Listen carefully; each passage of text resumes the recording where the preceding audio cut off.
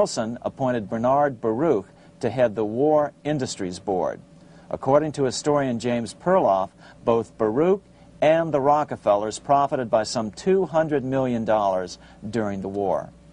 But profits were not the only motive. There was also revenge. The money changers never forgave the czars for their support of Lincoln during the Civil War. Also, Russia was the last major European nation to refuse to give in to the privately owned central bank scheme. 3 years after World War I broke out, the Russian Revolution toppled the Tsar and installed the scourge of communism. Jacob Schiff of Kuhn Loeb and Company bragged from his deathbed that he had spent $20 million towards the defeat of the Tsar. Money was funneled from England to support the revolution as well. Why would some of the richest men in the world financially back communism, the system that was openly vowing to destroy the so-called capitalism that made them wealthy? Researcher Gary Allen explained it this way.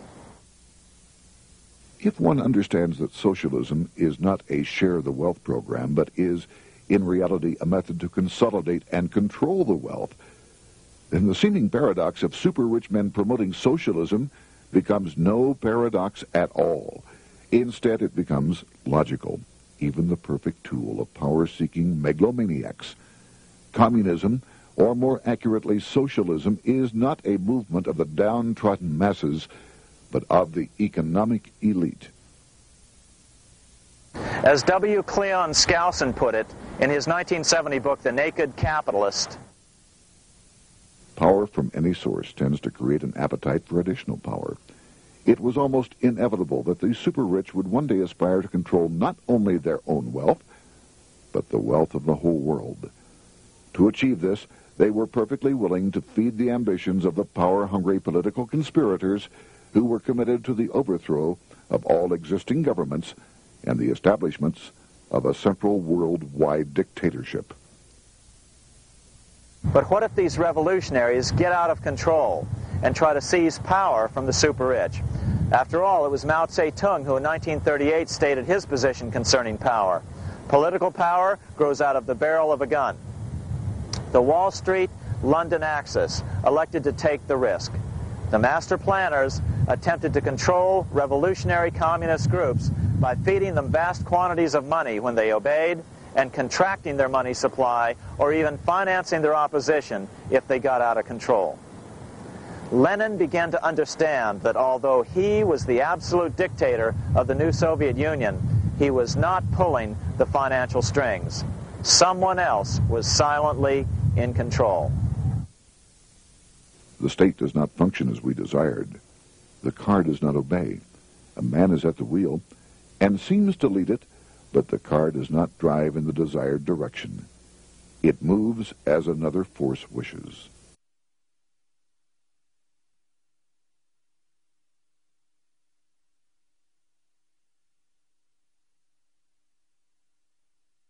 Who is behind it? Representative Louis T. McFadden, the chairman of the House Banking and Currency Committee throughout the 1920s and into the Great Depression years of the 1930s, explained it this way. The course of Russian history has indeed been greatly affected by the operations of international bankers. The Soviet government has been given United States Treasury funds by the Federal Reserve Board, acting through the Chase Bank. England has drawn money from us through the Federal Reserve banks and has relent it at high rates of interest to the Soviet government. The Dnipro Dam was built with funds unlawfully taken from the United States Treasury by the corrupt and dishonest Federal Reserve Board and the Federal Reserve banks. In other words, the Fed and the Bank of England, at the behest of the international bankers who controlled them, were creating a monster, one which would fuel 7 decades of unprecedented communist revolution, warfare, and most importantly, debt. In case you think there's some chance that the money changers got communism going and then lost control, in 1992, the Washington Times reported that Russian President Boris Yeltsin was upset that most of the incoming foreign aid was being siphoned off, quote, straight back into the coffers of Western banks in debt service, close quote. No one in his right mind would claim that a war as large as World War I had a single cause. Wars are complex things with many causative factors. But on the other hand, it would also be equally foolish to ignore as a prime cause of World War I those who would profit the most from the war. The role of the money changers is no wild conspiracy theory.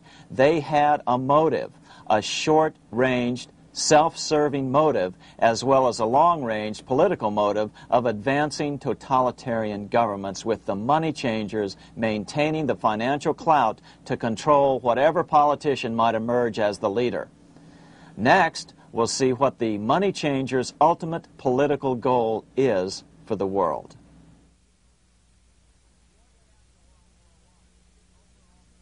Shortly after World War I, the overall political agenda of the money changers began to be clear.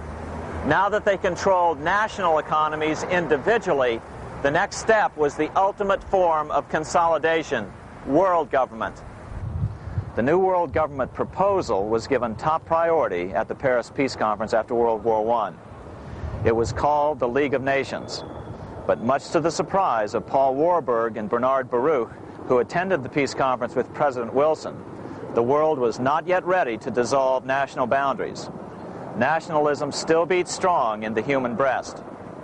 For example, Lord Curzon, the British Foreign Secretary, called the League of Nations a good joke, even though it was the stated policy of the British government to support it. To the humiliation of President Wilson, the U.S. Congress wouldn't ratify the League either. Despite the fact that it had been ratified by many other nations, without money flowing from the U.S. Treasury, the League died. After World War I, the American public had grown tired of the internationalist policies of Democrat Woodrow Wilson. In the presidential election of 1920, Republican Warren Harding won a landslide victory with over 60% of the vote. Harding was an ardent foe of both Bolshevism and the League of Nations. His election, which opened a 12-year run of Republican presidents in the White House, led to an unprecedented era of prosperity known as the Roaring Twenties. Despite the fact that the war had brought America a debt 10 times larger than its Civil War debt, still the American economy surged. Gold had poured into the country during the war, and it continued to do so afterwards. In the early 1920s, the governor of this bank, the Federal Reserve Bank of New York, a man named Benjamin Strong, met frequently with the secretive and eccentric governor of the Bank of England, Montague Norman. Norman was determined to replace the gold England had lost to the U.S. during World War I and return the Bank of England to its former position of dominance in world finance. On top of that, rich with gold, the American economy might get out of control again, just like it had done after the Civil War. During the next 8 years, under the presidencies of Harding and Coolidge, the huge federal debt built up during World War I was cut by 38%, down to $16 billion, the greatest percentage drop in U.S. history. During the election of 1920, Warren Harding and Calvin Coolidge ran against James Cox, the governor of Ohio, and the little-known Franklin D. Roosevelt, who had previously risen to no higher post than President Wilson's Assistant Secretary of the Navy. After his inauguration, Harding moved quickly to formally kill the League of Nations. Then he quickly moved to reduce domestic taxes while raising tariffs to record heights. Now, this was a revenue policy of which most of the Founding Fathers would certainly have approved. His second year in office, Harding took ill on a train trip in the West and suddenly died. Although no autopsy was performed, the cause was said to be either pneumonia or food poisoning. When Coolidge took over, he continued Harding's domestic economic policy of high tariffs on imports while cutting income taxes. As a result, the economy grew at such a rate that net revenue still increased. Now that had to be stopped.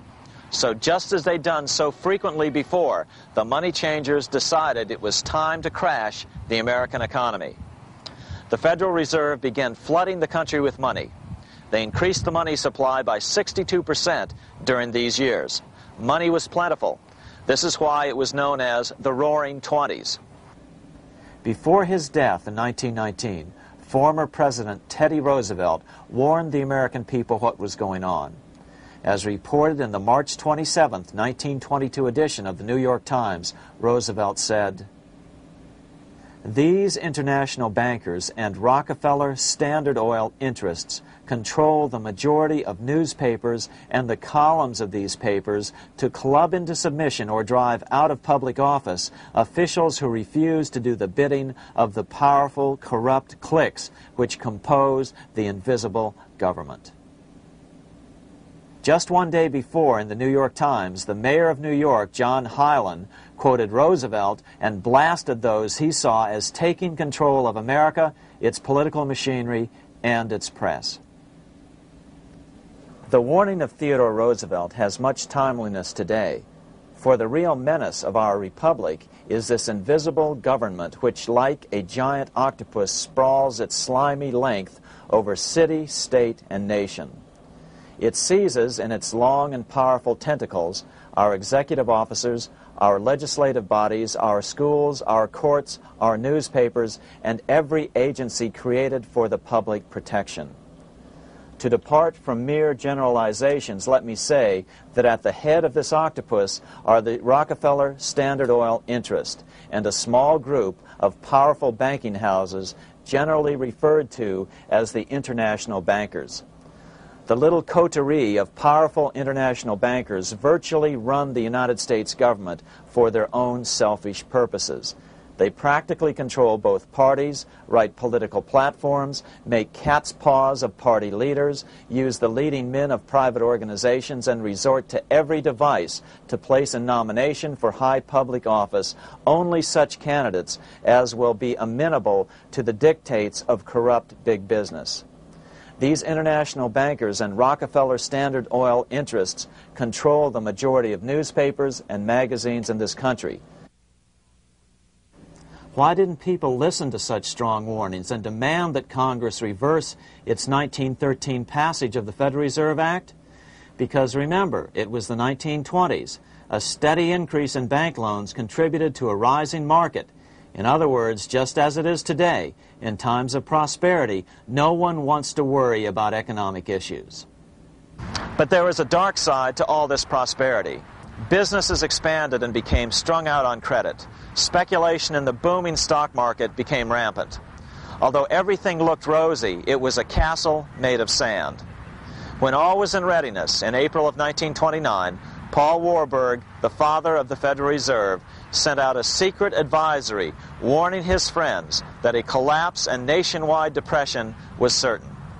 In August of 1929, the Fed began to tighten money. It is not a coincidence that the biographies of all the Wall Street giants of that era, John D. Rockefeller, J.P. Morgan, Bernard Baruch, etc., all marvel that they got out of the stock market just before the crash and put all their assets in cash or gold. On October 24th, 1929, the big New York bankers called in their 24-hour broker call loans. This meant that both stockbrokers and customers had to dump their stocks on the market to cover their loans, no matter what price they had to sell them for. As a result, the market tumbled, and that day was known as Black Thursday. According to John Kenneth Galbraith, writing in The Great Crash, 1929, at the height of the selling frenzy, Bernard Baruch brought Winston Churchill into the visitors' gallery of the New York Stock Exchange here to witness the panic and impress him with his power over the wild events down on the floor. Congressman Louis McFadden, chairman of the House Committee on Banking and Currency from 1920 to 1931, knew who to blame. He accused the Fed and the international bankers of orchestrating the crash. It was not accidental. It was a carefully contrived occurrence.